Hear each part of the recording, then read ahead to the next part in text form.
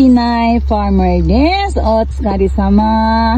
Ayan, nandito tayo sa ube at chine-check natin ang ating mga bunga ng ating ube, guys. Ayan, meron tayong malaki na dito. Ayan, ewan ko lang kung pwede na natin silang i-harvest yan, pero kailangan pa lakihan muna natin ng konti dahil meron akong nakita na kapag mayroong bunga na ang ating ube ay ating tatanggalin po yan dahil yung laman po niya ay hindi masyado kalakihan pag tayo ay nag-harvest dahil yung vitamina ay napupunta dito sa bunga, hindi sa laman. Kaya kailangan tatanggalin natin ang bunga ng ating ube para magkalaman ng bunga ang ating ube. Ayan, meron pa dito, guys. Ayan, meron tayong maliliit na bunga.